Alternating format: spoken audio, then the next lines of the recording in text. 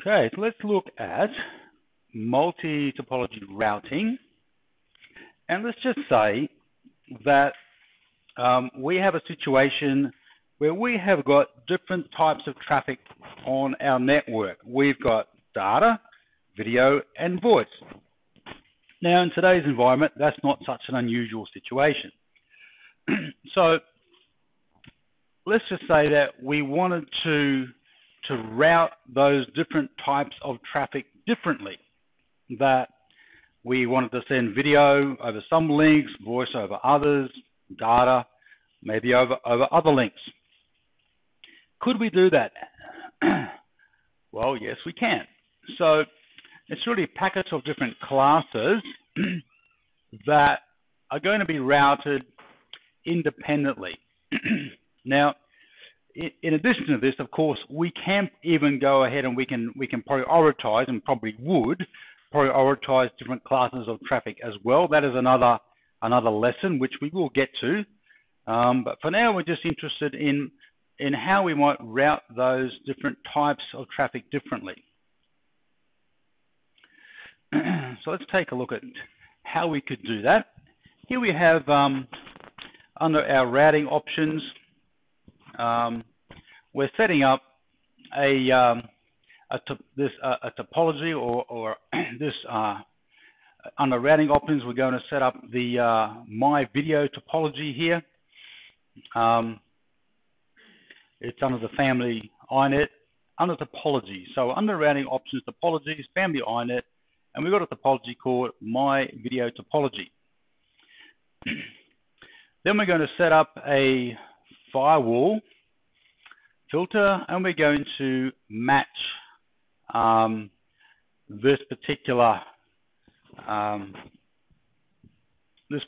type of traffic. So we've got some matching criteria there, and what we're going to do with it, the action we're going to take is we're going to mark up that traffic with a particular forwarding class. So this information is information that will get marked up onto the traffic itself.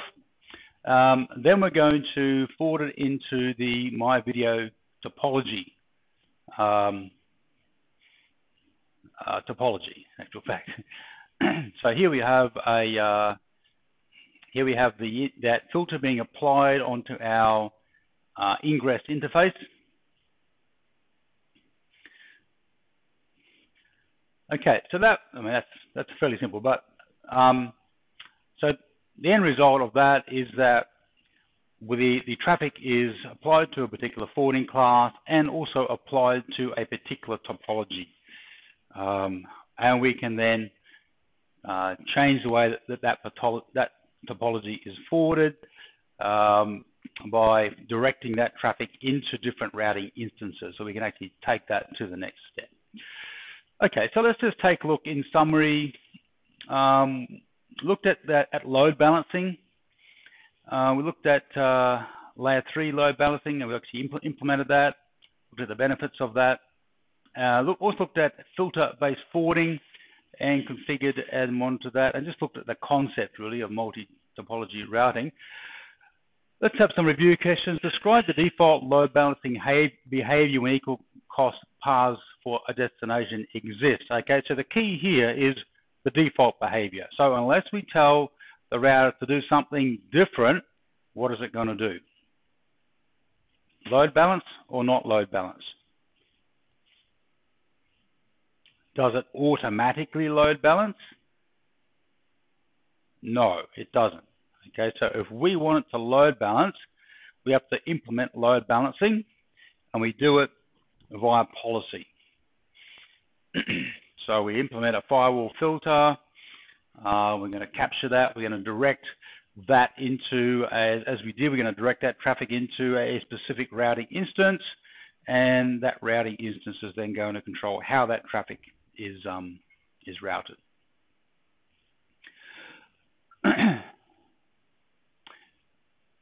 Okay, so sorry, that was policy. Sorry. Describe the operation and of the load balance per packet policy action. Well, what we discovered is that what it does is it actually load balances per flow, because that is hard-coded into the hardware. If we're going to do filter-based forwarding, what type of instance do we need? What type of routing instance do we need? Remember, there are different types. There was VRF, there was virtual router instances. In this case, we need a forwarding type instance. So forwarding instance, what is the purpose of a RIB group when configuring filter-based forwarding? Well, what we wanted to do is we wanted to share routes between different routing instances. So we wanted to share, in our case, we wanted to share the directly connected routes, or interface routes as they're also called, with the other routing instances. So we wanted to import those in. And we have a lab to do on that, which you will do. Okay.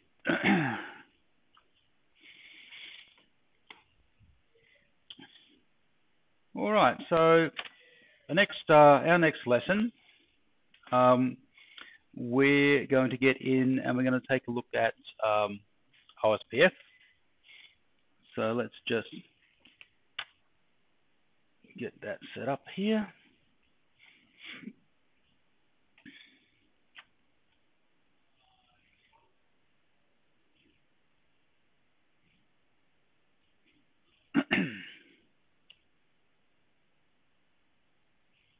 And let's get that off our screen. That's what we want.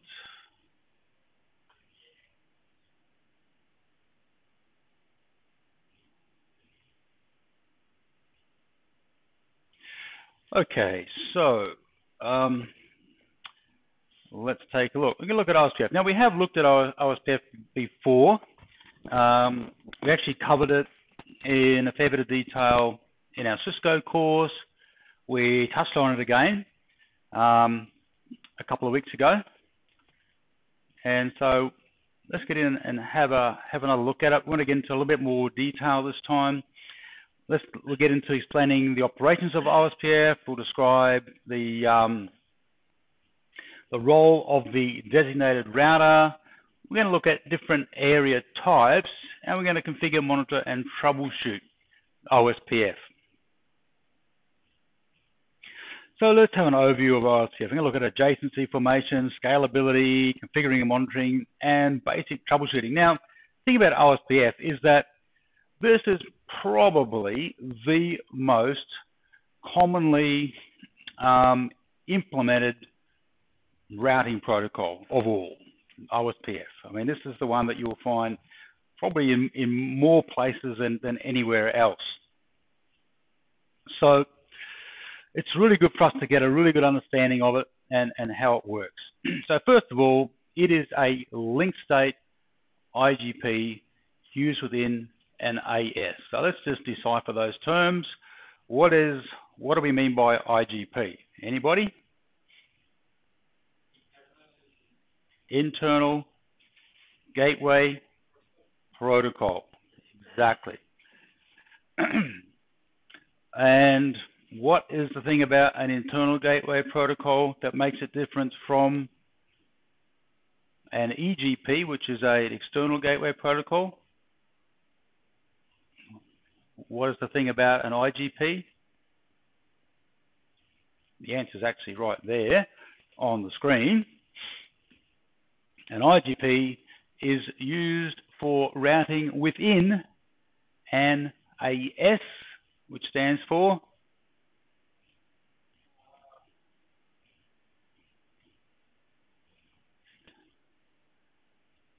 autonomous system. Okay. All right, autonomous system. All right. Link state, what does that mean? A link state. What is the significance of a link state? There are two link state protocols. One is OSPF. What's the other one?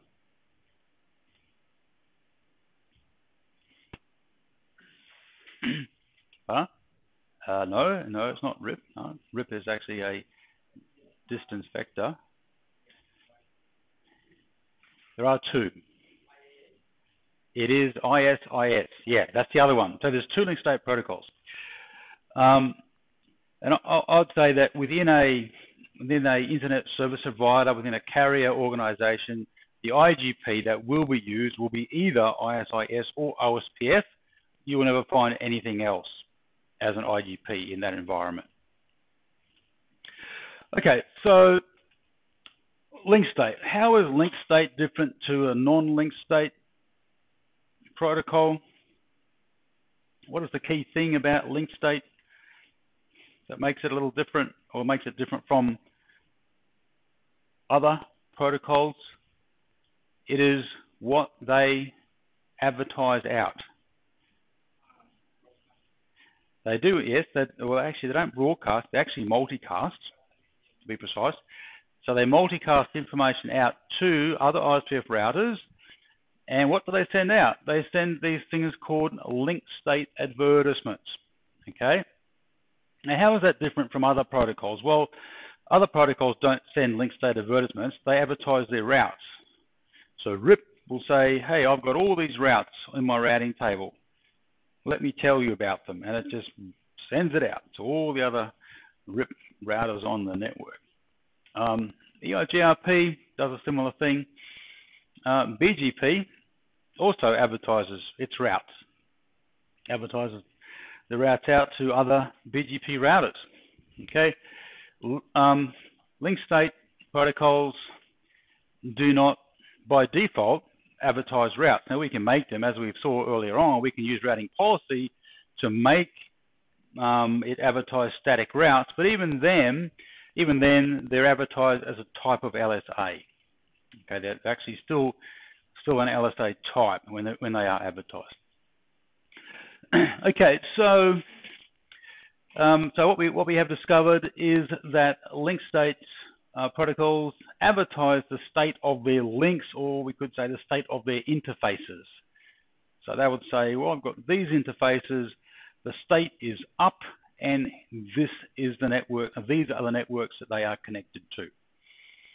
Okay, so OSPF routers use the received LSAs to create a complete database of the network. Okay, so every router has a total picture of the entire network. Now that's different from other protocols like distance vector or BGP protocols, which actually is a path vector protocol, because BGP does not have an entire map of the network. Because if it did, it would have to have an entire map of the internet. Okay, so no, it doesn't have that. It doesn't have an entire map of the network. But OSPF does have an entire map of the network within each router, and then with that, it then calculates the routes. So it figures out the routes for itself. Based on that information, it works out the shortest path to each path, or to each prefix, to each destination on that network. It works out the best path to every prefix on the network. Okay, so all the routers maintain a copy of the database. The database contents consist of information learned through LSAs and must match on all routers within an area. The shortest path first algorithm uses the contents of the link state database as input data to calculate the network paths. Okay, so the thing is, routes are calculated by a link state protocol. With a non-link state protocol, routes are received from other routers. Okay, so they are learned. Routes are learnt from other routers. Link states, the routes are calculated using an algorithm. Okay, so there are 5 packet types within the OSPF protocol. There's a hello packet. There is a database description packet. There is a link state request packet, link state update, and link state acknowledgement. Those last 3 flooded out, and these three packets are the packets that are used to create what's called an adjacency between routers. Link state request, link state update, link state acknowledgement. So they're flooded out using link state request. So these advertisements, these LSAs, are flooded out using these particular packets. Okay, so the hello packet. Let's look at the hello packet. It's multicast, used to establish and maintain neighbor relationships. So OSPF routers learn about the existence of other OSPF routers or routers configured with OSPF by hello packets. They are sent out to a particular multicast address, which is 224.00.5. All OSPF routers listen on that address for hello packets. And what's in the hello packet? There's a network mask. There is a hello interval, a dead interval. There's some options: router priority, designated router, backup designated router, and neighbor. The fields with the asterisks have to match. So what's the point of that? Well, what we're saying is that the beauty of OSPF is that it is an open source protocol in that it is implemented by multiple vendors. So all vendors, all router vendors implement OSPF. But that doesn't necessarily mean that all the vendors configure the default parameters for OSPF with the same hello interval, dead interval, or options. Different vendors may use different parameters in there. Okay, so if you've got a whole bunch of Cisco routers sitting there and you go and put another router in there, well, you need to check that these parameters are configured the same as what you've already got, or a whole bunch of Juniper routers and you put a Cisco one in there. You just need to check that, make sure it is the same, that they do match. The fact that we've got a network mask with OSPF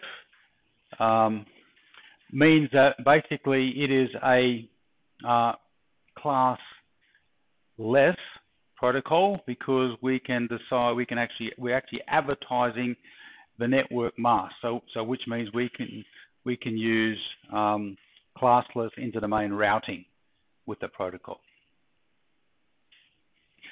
Okay, database descriptions are exchanged during adjacency formation. So we actually have a description of the database, determine which router is in charge of the database exchange, describes the contents of the link state database, and consists of the header, a sequence number, and LSA header. So this is the beginning of the adjacency formation process. Not all OSPF routers will form an adjacency with each other. There are circumstances where they won't. But when they do form an adjacency, they will go through this process. There will then be a link state request sent by an OSPF router when that router detects its database is stale. And this is also part of the initial setup as well when they are forming this adjacency. Used to request a precise version of a database and consists of a header, link state type, link state ID, and advertising router. And then there'll be an update which will be transmitted to, the address is 224.0.0.5. Now, a little note here about a DR address of 224.0.0.6. DR stands for designated router. Okay, so a designated router will be we'll get into what that is shortly, and to why we would have a designated router.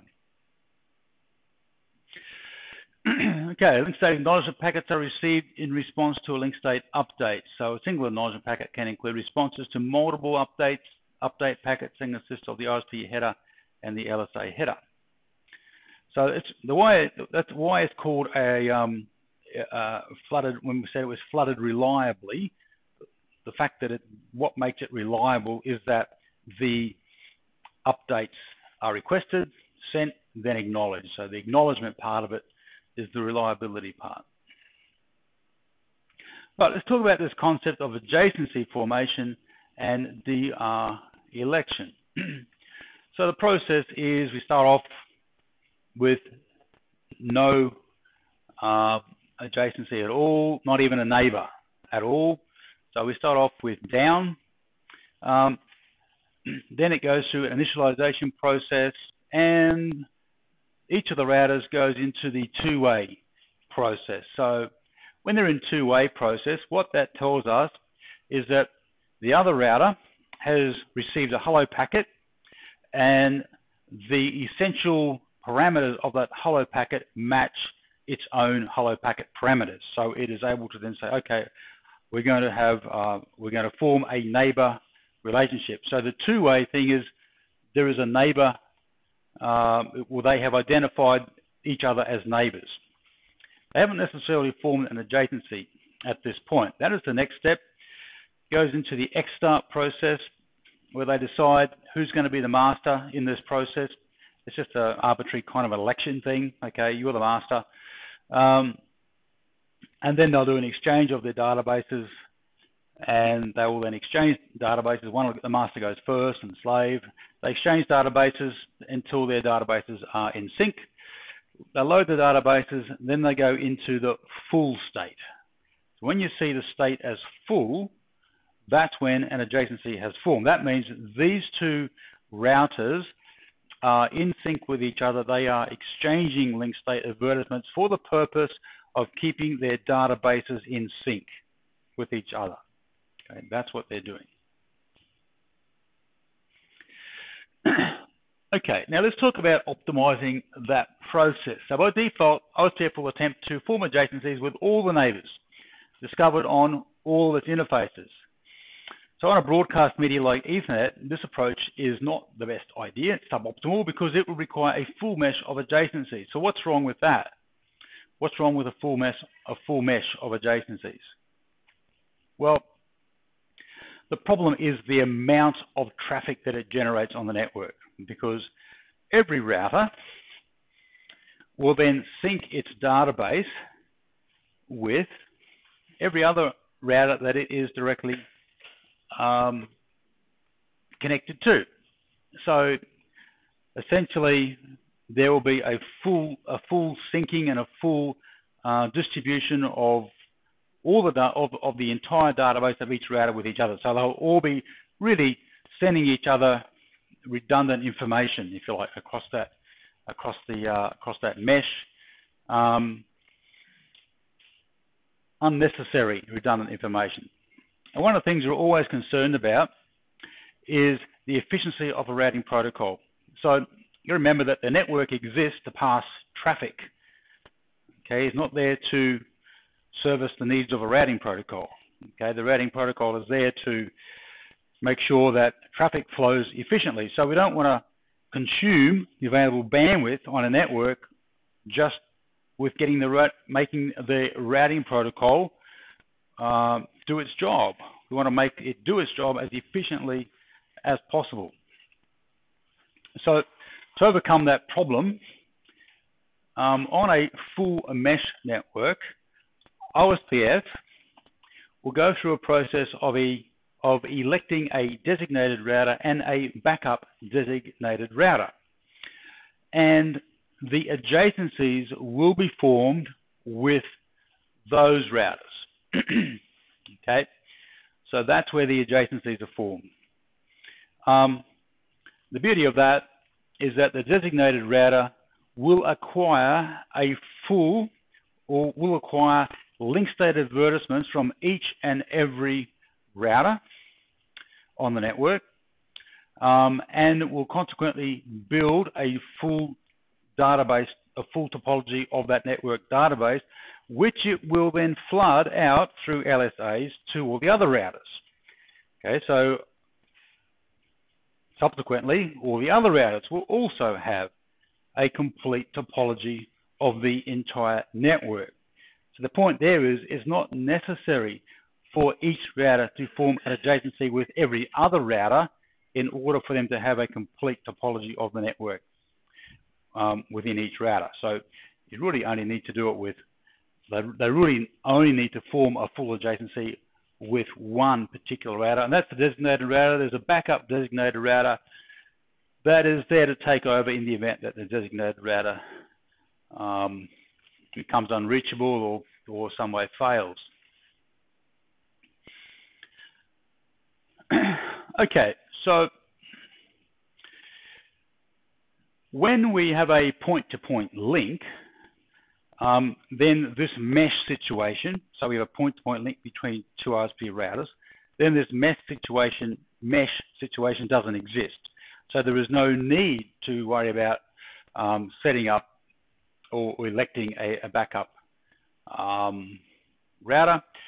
And what you can do on those links is actually put the interface type P2P parameter on that particular link under the edit protocols OSPF hierarchy. What that does, it just stops this whole election process of trying to elect a designated router on a point-to-point link. So it makes the link form an adjacency faster. This speeds up the process. Okay, so electing the designated router, every OSPF router has a designator, has a DR election priority. The default is 128, but there's a range between 0 and 255. If two routers share the highest priority, the router with the highest router ID is elected. The election of a designated router is a non-deterministic event. In other words, an existing DR will not be replaced if we find if a router with a better priority suddenly joins the network. The first router on the network within 40 seconds wins. Okay, so how do we end up with the router ID? Usually, it is taken from the loopback interface. So what you would typically do on an OSPF network is you would configure an IP address on the loopback interfaces of all your routers, and that would then become the router ID. In fact, that is best practice that you do configure an IP address on the loopback interfaces of all the routers in an OSPF network. If you don't, then what it will do is it will take the highest address on any of the physical interfaces. So that's if you don't configure a loopback. So the best policy is configure a loopback address. The other way of setting a router ID is you can manually configure or specify the router ID on an OSPF network. So you can there is a command where you actually say this is the router ID, and you enter it in actually standard dotted decimal notation. So you can say router ID 1.1.1.1 or 2.2.2.2. That'd be typically how you would do it.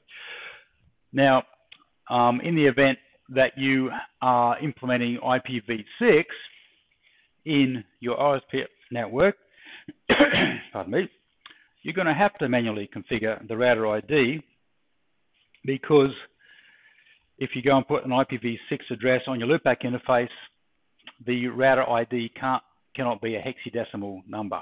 It has to be a dotted decimal number, okay, even an IPv6.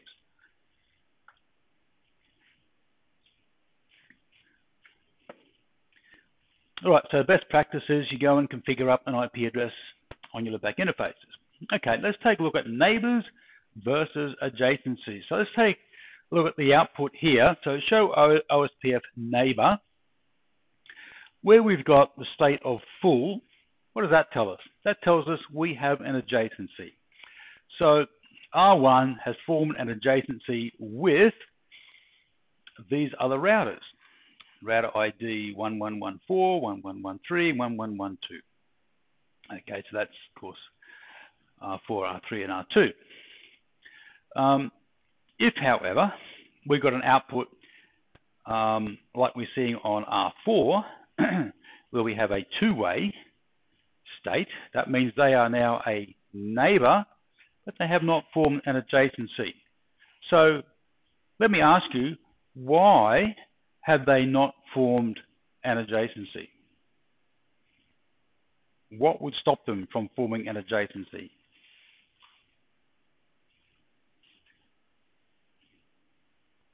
So how come R1 has an adjacency with the other 3 routers, but R4 does not? Why would that be?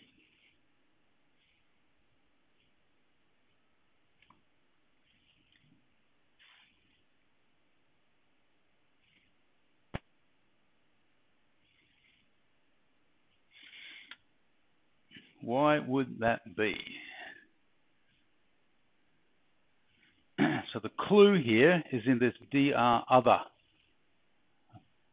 notation that's next to R4 and R3. Okay, so that's because R1 in this scenario is the designated router.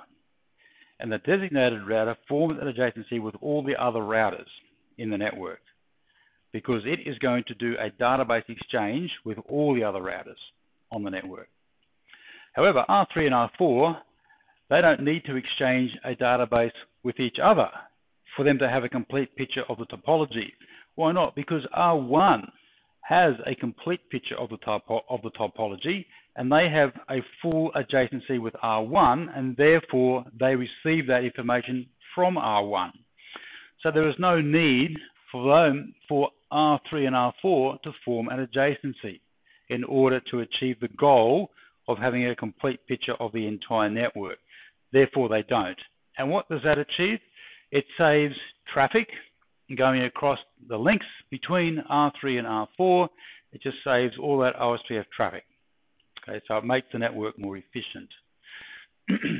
So this is a relatively typical type of output that you would see on a multi-access network where we've got Ethernet interfaces connected between all of these routers here.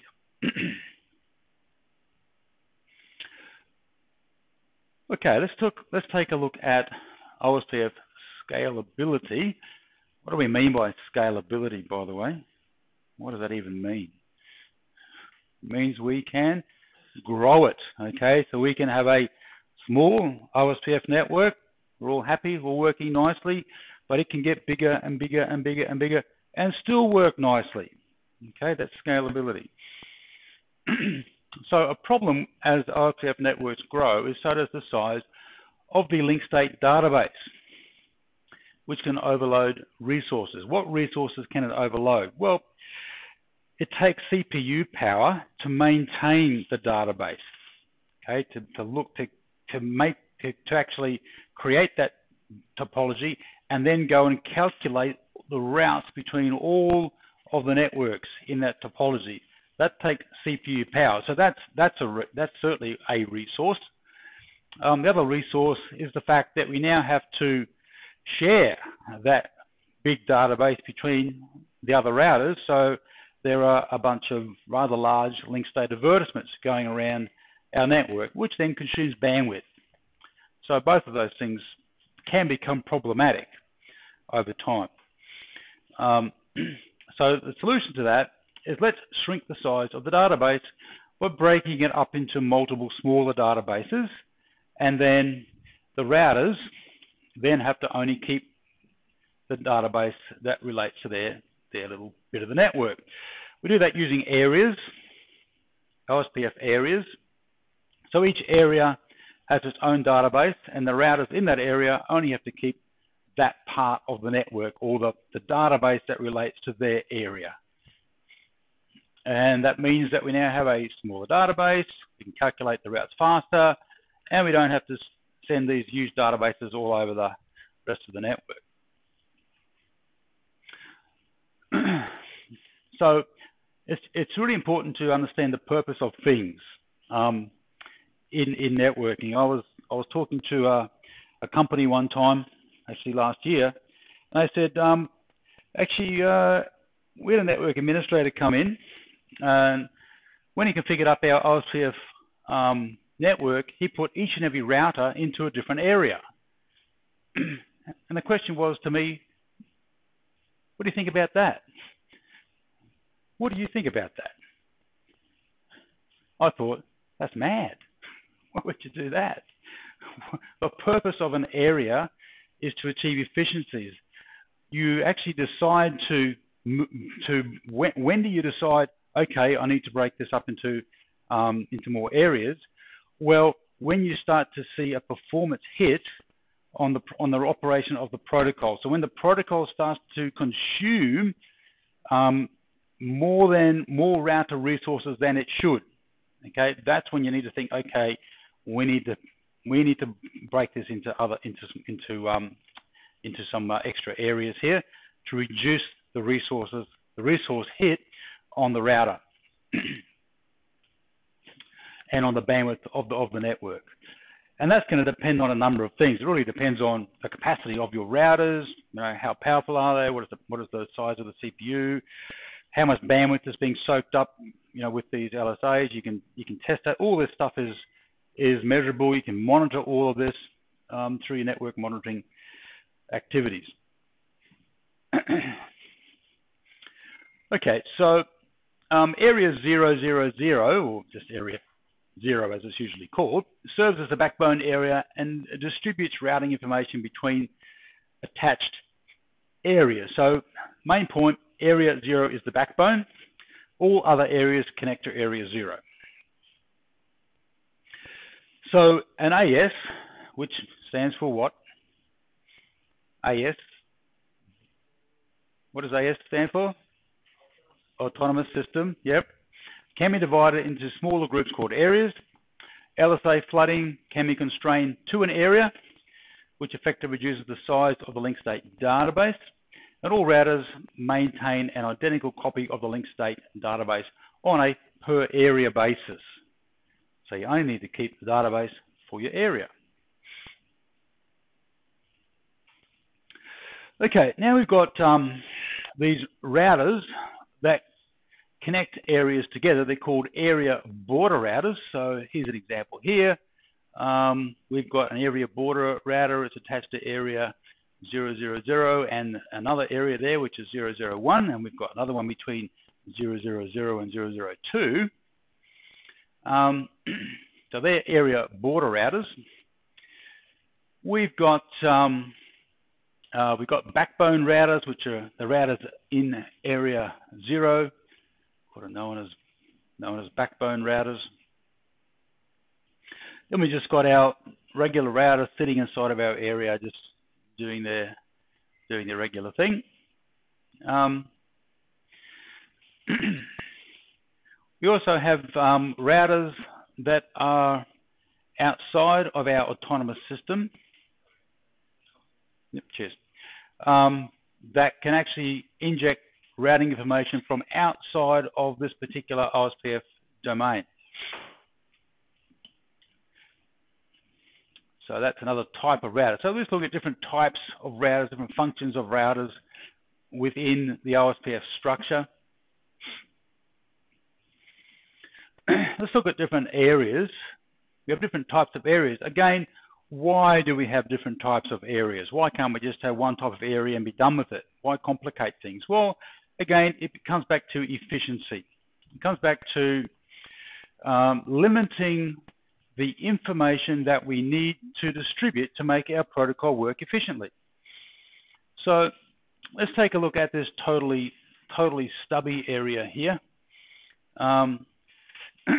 So with a total stubby area, we can just set up a default route. We don't really even need to have OSPF running down here in this particular area, but we do need to advertise the network information from that area out into the other areas so we can get connectivity from other areas back into that area. So we're not really flooding LSAs, around inside our totally stubby area. Again, that just saves bandwidth, saves traffic.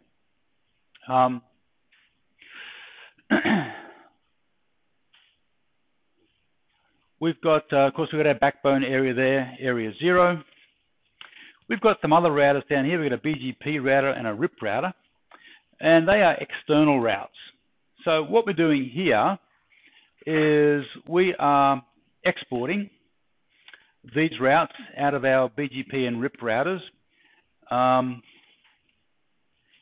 and we're actually, what we're really doing is we're importing those routes into OSPF when they are received by our OSPF router.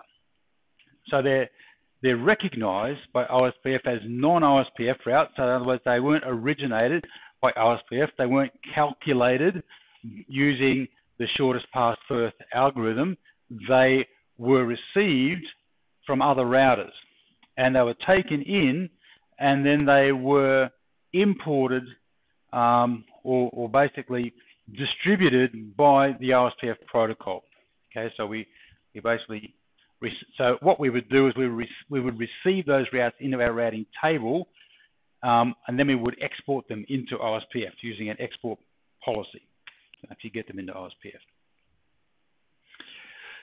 Now, with our area border routers here, what we're doing with those is we've got inter-area summary routes. So we just have a route that summarizes all the networks that are in a certain area, and that route is just sent out as a summary route into an advertised route as a summary route into the other areas. Why is that? We don't need to know the detail of all of those networks that belong in that area. All we need to know is if we have traffic that is destined for any of those networks, we just need to know where to send it, and a summary route will do the job for us. We then have this thing called a not-so-stubby area, which is a special stub area that allows external routes to be advertised from the area but not received from another area. Okay, so that's our not-so-stubby area. Stub areas, at the top there we've got a stub area, does not carry external routes and cannot contain ASBRs or autonomous system border routers. Cannot contain those. Okay, so we have different areas for different purposes, and again, the reason we have them is to achieve efficiency on the network, efficiency in our protocol. All right, now with the link state advertisements, there are different packet types that we use, and depending on the type of area that they're originating from, the type of advertisement that we're advertising, what it is that we're advertising, will determine the type of LSA. So, router links type 1, describe the state and cost of routers links interfaces to the area. This is your standard link state advertisement where the routers in an area are in the business of creating a topology about that part of the network that's in their area. They will advertise the state of their links to all the other routers in the area, or at least to the designated router in their area, which will then re-advertise it to all the other routers through the LSAs. So this is your sort of like regular operation of OSPF, advertising its links to other routers in its area. Then we've got these network links type 2, originated from multi-access segments with more than one attached router, describe all the routers attached to a specific segment originated by the designated router. So this is what a designated router would be advertising. Okay, so type 1 for non-designated routers, and the type 2 is if you're a designated router, then you're going to be advertising this type 2 LSA. Type 3 and 4s originated by area border routers describe networks in the AS but outside of the area, the intra-area. They also describe the location of ASBRs. Okay, so these are summary links. Okay, so what we're sending is information about one area to another area. So we're summarizing.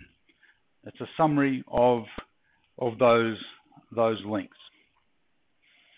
External links originated by an autonomous system border router describe external destination prefixes or a default route. and we've got these these NSSA, not so stubby area external links, used by not so stubby areas to import external routes into a stub area. So there's different types of packets depending on what information we're distributing, what type of area it's being distributed in, and the actual function of the router. As we can see in type 2s, these are distributed by a designated router.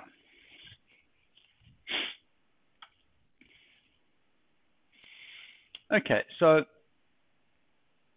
if you look at this little quiz here, which of the recently discussed LSAs would you expect to find in each of the listed areas?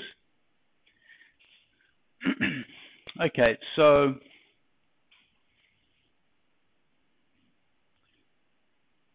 well, we're going to find type 1s in a stub area, in a backbone area, in a not so stubby area.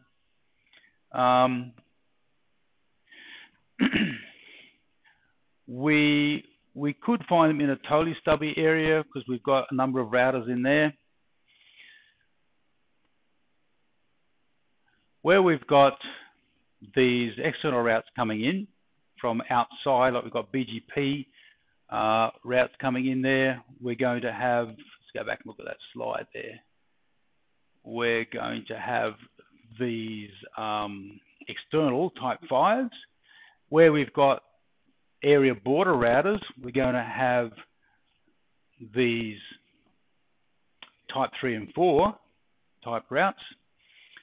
We're probably going to have type 2s in areas that are using Ethernet,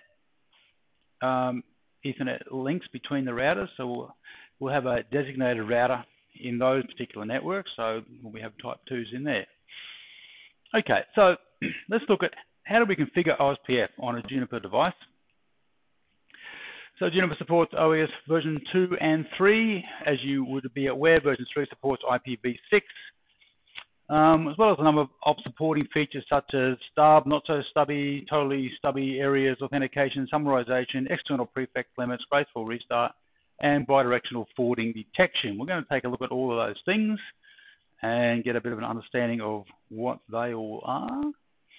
So let's look at configuring first. So here we are under Edit Protocols, OSPF. We're going to start with defining the area ID. We can put options in there as to what type of area is this. Okay, what type of area it is. We're going to put the interface of the router that is going to be in that particular area. We can also define OSPF 3 there for IPv6, and same applies for that.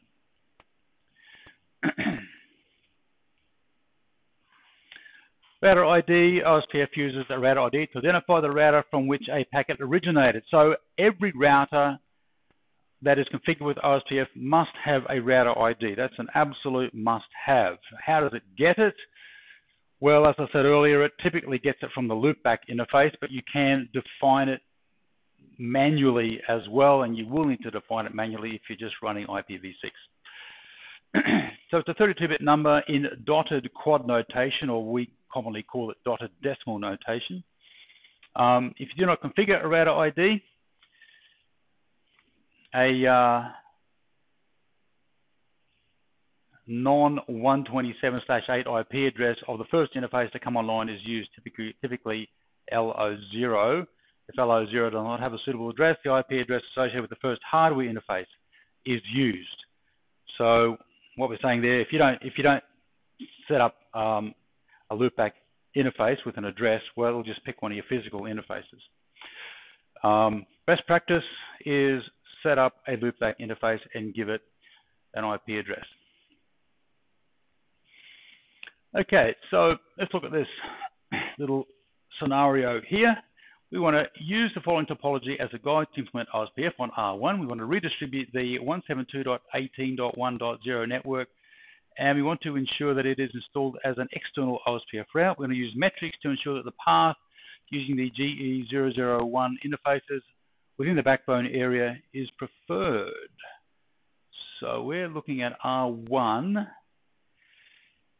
Where's R1? R1's sitting over there on the border of area 001. There it is, got a router ID of 192.168.1.1. So we want to redistribute 172.18.1.0 as an external route. So what we're saying is we want to provide routing to that network that's attached to GE001 on R1. We want that network to be advertised by OSPF. Okay, so let me ask you a question. How is it possible that it's not already advertised by OSPF? I mean, it is the router's running OSPF. It is an interface on that router. Why isn't it already advertised?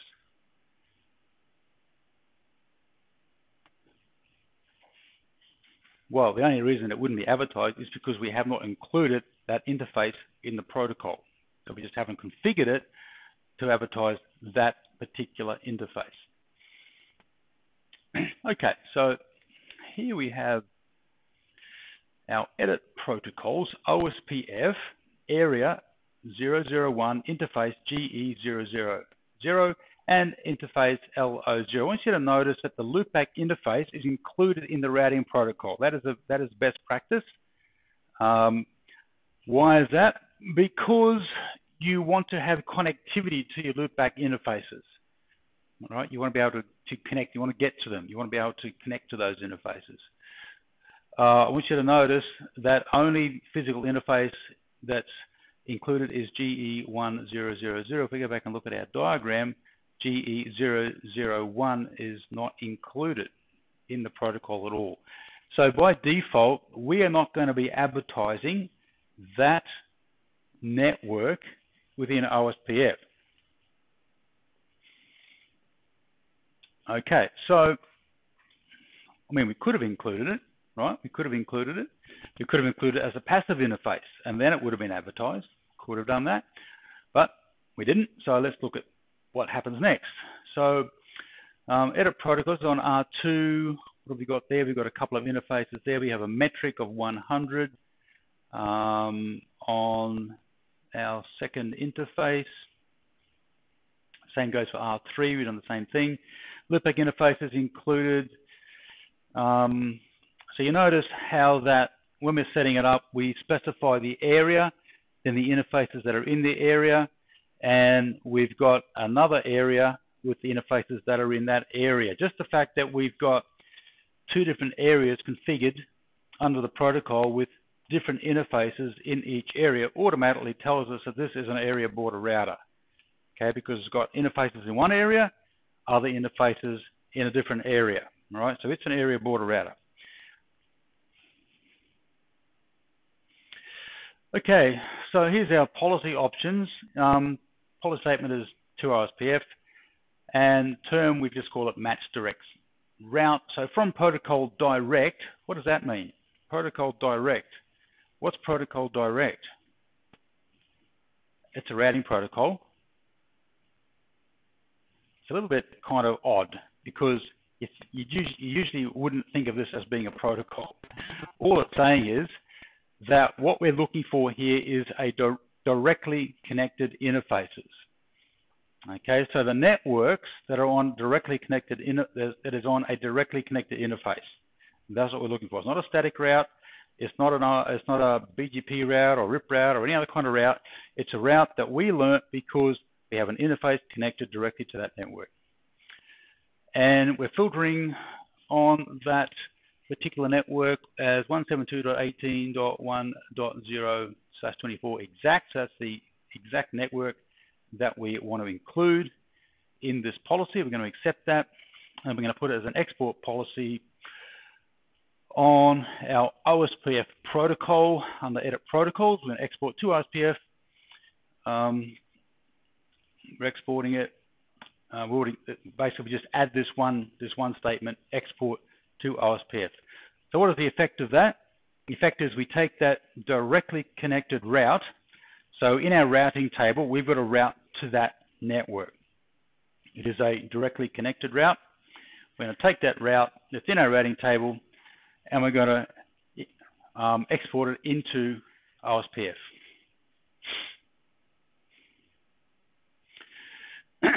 So, question, what configuration option allows R1 to inject 172.18.1.0/24 into OSPF as an internal OSPF route while prohibiting adjacency formation? So here's the point that we're just making.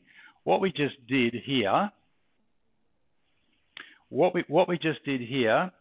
will inject that route into OSPF as a external route, because we are taking it from one protocol, which is direct, and we're putting it into OSPF, another protocol. The question is, what if we wanted to inject it in, but as a native internal OSPF route? What could we have done without injecting it in as an external route from another protocol? What could we have done? What could we have done to make OSPF automatically pick up that network and redistribute it? Well, the answer is we could have configured it as a passive interface within OSPF, and there it is there. Set OSPF Area 1 interface GE001 passive. Okay, so that's the other way of doing it. So we just looked at kind of two ways of doing the same thing. This way is it's just a native OSPF route. Okay, so we want to show neighbors. Command is show OSPF neighbor. There's our adjacencies all set up. We're going to do a show route 172.18.1.0. This is using the first scenario where we inject it as an external route. You can tell it's an external route because the route preference is 150, which is the default preference for an external OSPF route. You can see that the internal routes have a route preference of 10, okay, which is the default preference for internal routes. Okay, other commands we can use to monitor OSPF: show OSPF interface, show OSPF route, database, statistics, and log. And we can use the show OSPF interface command. We're going to have a look at the interface parameters. We can take a look at those there. We can see what routers it is connected to. Look at the router ID, look at the backup designated router ID. Show OSPF route command to display all the OSPF routes that we have learnt. And what have we got there? We've got an external route in there as well, which is the EXT2 route that we've imported.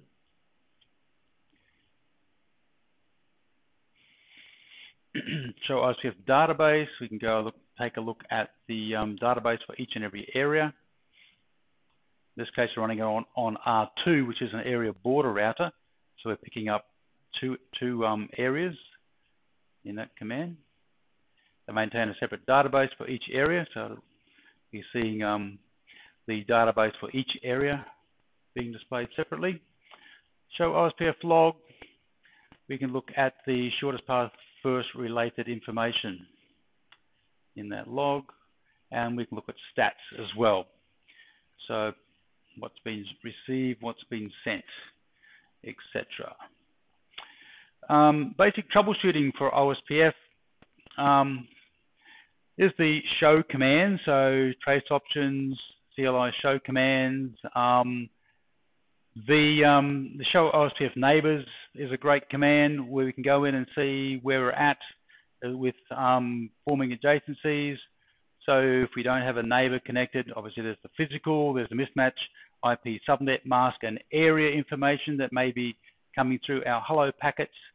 Look at area type, authentication issues, hello dead interval or network type. So all these things could be mismatched, and therefore we're not forming a neighbor relationship. Stuck in XStart, MTU settings to ensure that they match.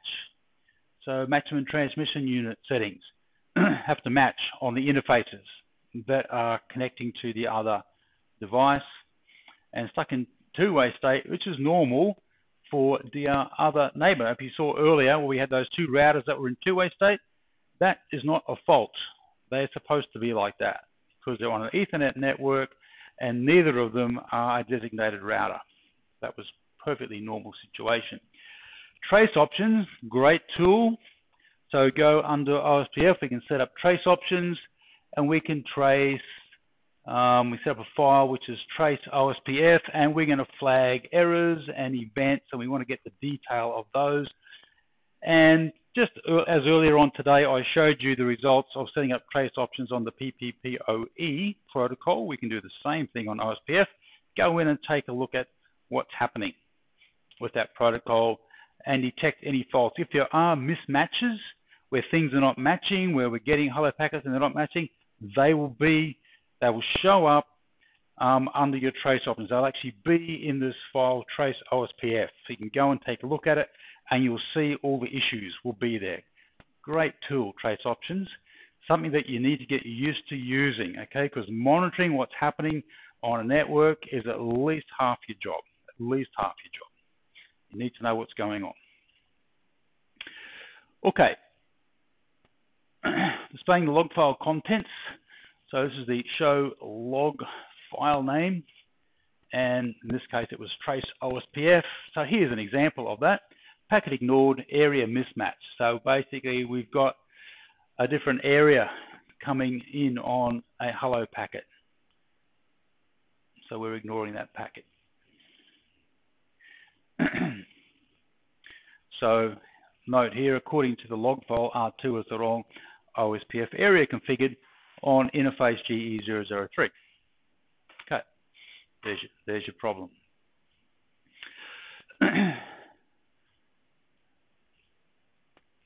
So what else have we got? There's another problem where it'll pick up a MTU mismatch here. So the interface GE003, the MTU does not match. Doesn't match with GE100 over there on R1. Okay, in that case, we're not going to form an adjacency. What else can be a problem here? We have got, according to log file, hellos from R1 are being absorbed, indicating normal operation between these two neighbors. Here we are, all good.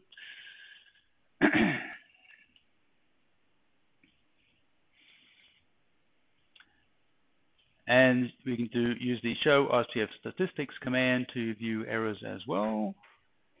And we can clear the stats to refresh the counters. Okay, so in this chapter, we explain the operations of OSPF, describe the role of the designated router, listed and described OSPF area types, configured and monitored, and troubleshot OSPF. Let's have a look at some review questions before we wrap up for the day. What is the purpose of OSPF LSAs?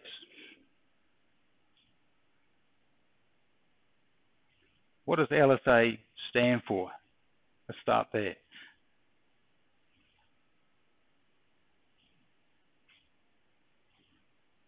What does the first letter start for? What does the L stand for? Link. What does the S stand for? State. Okay, it's a link state protocol. What does the A stand for? Advertisement. Okay, link state advertisement. So we are advertising link states, and we saw that there are different types of information we want to advertise using different types of LSAs. Okay, there's type 1s, 2s, etc. Okay, we had a look at that. What benefits can exist by segmenting a large single area OSPF environment into multiple areas? Any benefits? What could the benefit be? Performance, yeah. It's the efficiency of the protocol in two ways. First of all, we reduce the CPU processing overhead to calculate routes to a very big network as opposed to a somewhat smaller network by breaking it up into areas, because each router then only has to take care of routes within its own area. And also we reduce bandwidth that may be consumed by advertising those rather large LSAs. What is the difference between an ABR and an ASBR? What is an ABR? Let's start with that. What's an ABR in OSPF? What's the A stand for? Area. What's the B? Border. What's the R? Router. What is an ABR? A router that has got interfaces in more than one area. So I've got some interfaces in one area, other interfaces in a different area. ASBR is injecting routes from outside of the OSPF protocol. So it may be injecting BGP routes in, RIP routes in, other routes. Some common OSPF area types and their functional considerations. Well, we looked at who can tell me a border, an area type. What is the area type that we must always have, regardless of how many areas we've got, whether we've got one or whether we've got 100? There is one area type that we must always have. What is it called?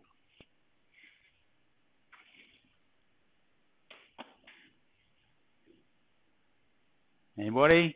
Called the backbone area, and it has a number. What is its number? 0. Yes, area 0. And there's other types. There are stub areas. There are totally stubby areas. There are not so stubby areas. So we have all these different types of areas. And the purpose of them is to achieve efficiency. All right, so we have a lab on that. You will be doing lab 3, configure and monitor OSPF. And that ends our lessons for this week. We'll catch you all next week. Okay, cheers.